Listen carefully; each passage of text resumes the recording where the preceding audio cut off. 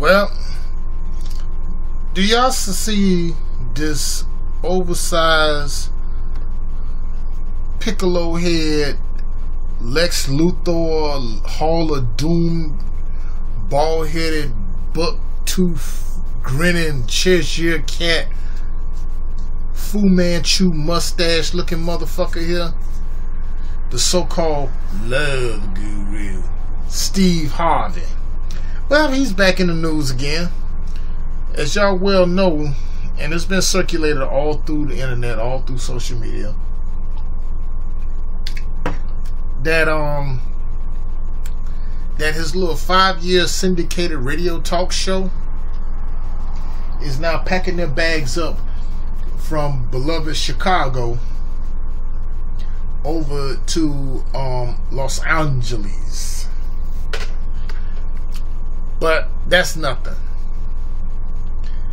Steve Harvey cooning and simping has not stopped, even at the age of 60 years old.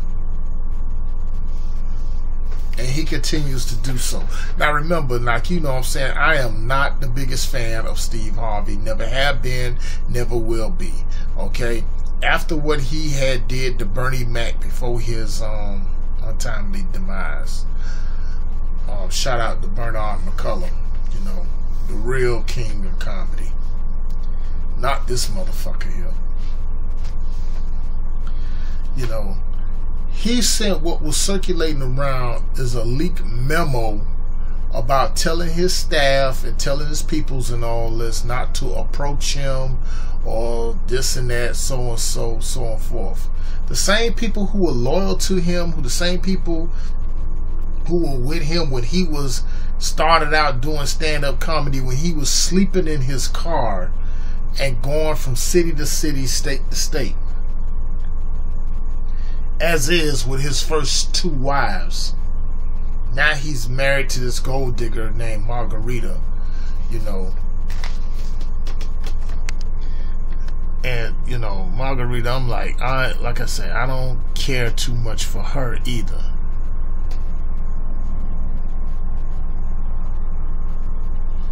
I don't care too much for her either because it's a story. Me and Irv Griffin have always said, like, first of all, number one, let me just get this out the way. I never not no fan of Steve Harvey. I couldn't stand his boring ass jokes. Couldn't stand these old corny ass suits that he wear. I wouldn't even touch them things with a 10-foot pole. You know? And who the hell told him to cut his damn hair? Now, I'm gonna tell you something to the ladies, specifically the sisters. Let's keep it real. Give me your honest opinion in the comment section. You know, I'm gonna just ask y'all this: light-skinned brothers don't look good bald head. True or false? Y'all can answer. Anyway, I'm just gonna go ahead and I'm gonna get with this article right here. It came across in New Year's USA Today, and as you can see, it is up to date. It's like why Steve Harvey sent that "Don't Talk to Me" memo to stop talk show staffs. You know, I'm surprised USA Today had ended up getting it. Anyway, on what should be a momentous day for his 5-year-old syndicated talk show, Steve Harvey is dealing with a leaked memo in which he reportedly told staffers not to speak or to approach to him. Thursday marks the Steve Harvey show's last taping at his home in Chicago's NBC Tower before moving west to Los Angeles. When it returns this fall for season 6, it will have a shortened title, Steve, and more celebrity guests. And thanks to a deal struck last year with NBC Universal and IMG, Harvey will have an ownership stake and more control. Harvey, 60, confirmed to Entertainment Tonight that he did send the staff memo that was leaked to Chicago media blog RobertFeder.com and picked up by Variety and Deadline.com. Now, this right here, it's like he got... You got to watch Boyce Watkins' video on this because he gives it he tells more detail on it. I'm gonna leave the link on there for that. Let me continue. In the email sent to Steve Harvey Show employees as they returned to work last fall, he laid out new rules banning staffers from quote-unquote popping into his dressing room or the makeup room to see him or approach him in the hallway in hopes of having a walk-and-talk meeting.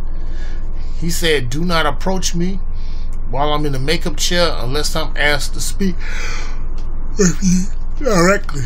Excuse me, sorry. You know. And he also said, "I want all the ambushing to stop now. That includes TV staff.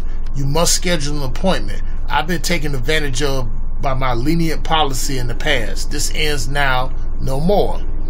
And he warned would-be violators, "If you open my door, expect to be removed." Which is probably indicating that he has security guards be stationed outside his dressing room to turn away uninvited visitors.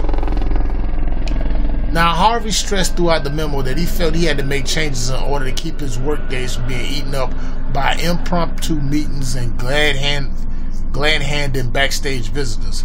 Is it for the good of my personal life and enjoyment? It's for the good of my personal life and enjoyment. He asked critics to put themselves in his shoes, noting, "If you come out your house, you don't want anybody on your porch waiting on you. You walk to your car, you don't want people bothering you or your way to the car. Everybody wants the freedom to be able to move around." Yeah, I can agree with that. Later, he described the daily interruptions to E.T. "Look, man, I'm in my makeup chair. They walk into the room. I'm having lunch. They walk in. They don't knock. I'm in the hallway. I'm getting ambushed by people with friends that come to the show and have me sign this and do this." While he won't apologize for the memo's overall message, in hindsight, I probably should have handled it a little bit differently. Yeah, you should. Now, it's worth noting that the talk show isn't the only project occupying Harvey's days. He hosts two other programs, NBC's Little Big Shot and ABC's updated Family Feud, as well as a radio show, rivaling Ryan Seacrest for having the most jobs in showbiz. And I think I know why. Now, it's possible the memo was leaked by one of the dozens of Harvey staffers who were not invited to move west to work on the revamped show and now out of work. In the last year, Harvey has come under fire for basically making fun of Asian men on his show, as well as meeting with then President-elect 45 and his HUD nominee, Dr. Doolittle Ben Carson, to discuss ideas for inner city programs during the transition. He said, and I quote, "Our president, at that time Obama, asked that all of us sit down and talk to one another in order to move our country forward. You know, the transition teams on both sides asked me to meet, and I'm glad I did." Harvey also reached meme status last year when he announced the wrong winner at the end of the 2015 Miss Universe pageant, a blunder he was reminded of many times during the 2016 pageant, and that is likely to end up in his end up in his obituary. But he's learned to have a sense of humor about it. After a similar snafu happened during the presentation of this year's Best Picture Oscar, he extended an offer to presenter Warren Beatty. "Call me. I can help you get through this." But here's the thing about with the whole thing, like with Roderick Harvey. You know. Excuse me. My apologies, people. My apologies. You know. Where I come from, it's like this. You don't get out here and you don't shit on the people who basically been loyal to you. I'm not gonna lie, both of these women are fine as hell. Shit, they fine. You know. You just don't do that. You just don't. These are people who basically worshipped you, who basically liked you, loved you, had your best interests at heart, and he got with a small hat. I forgot the guy's name, but he is the brother of the mayor of Chicago, Rahm Emanuel. Boyce Watkins know more on this than I do. So like I said, I'm going to leave the link in the description to his video, or you can go to his YouTube channel and look at it.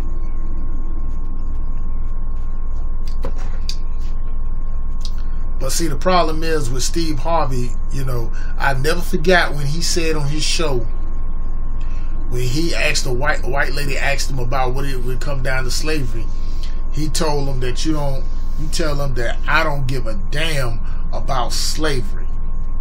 You know, Steve Harvey been buck dancing and cooning for a minute.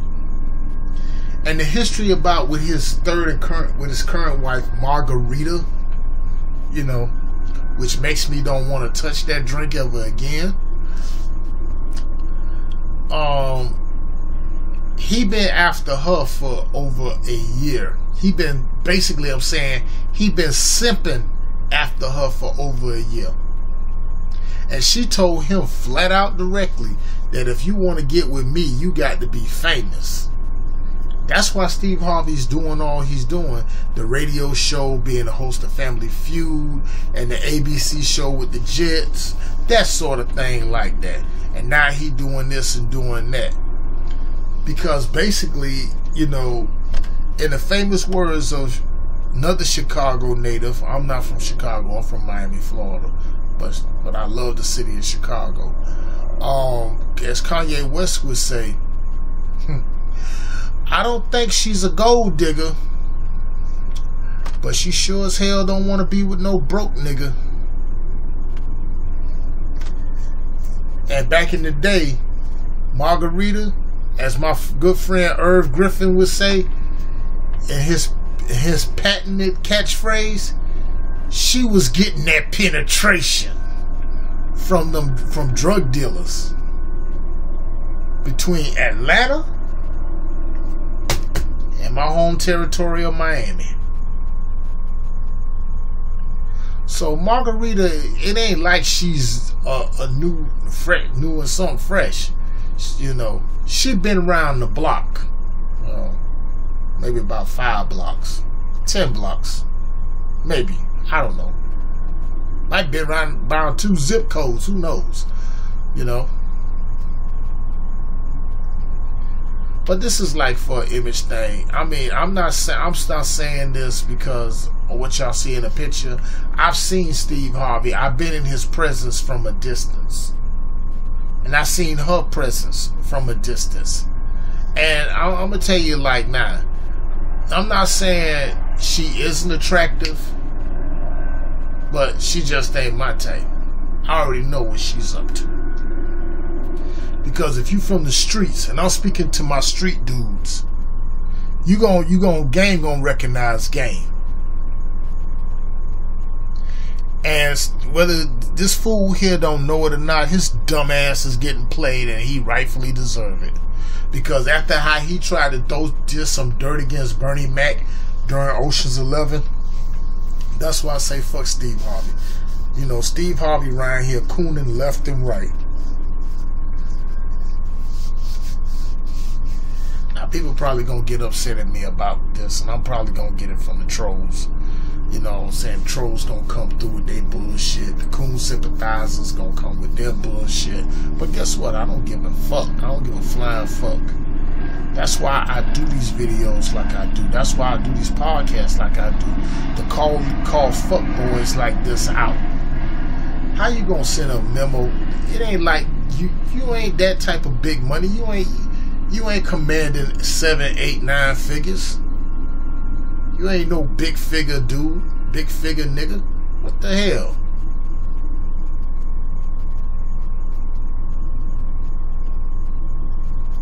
Steve, ladies, look here. This the same man that wrote that bullshit book, Act Like a Lady, Think Like a Man. And y'all gonna take advice from a motherfucker who was divorced 3 times. He the last some bitch I would not want to take advice from when it comes to women. Steve Harvey, Lex Luthor, Hall of Doom. Man, you need to have several seats for that bullshit you just pulling. A fucking memo. Talking about you don't want your people to approach you. Bitch, it ain't like, I mean, cause he done did a lot of crooked shit, man. You know what I'm saying? It ain't like this. See, there's a difference between him and Louis Farrakhan. Farrakhan got security around him that'll fuck you up and all that. But at the same time, he still has the humility. You know, Steve, you ain't got it like that, bruh. Who the fuck you trying to fool? Go sit your Lex Luthor ass down somewhere. Pathetic ass piece of shit that he is. Very pathetic.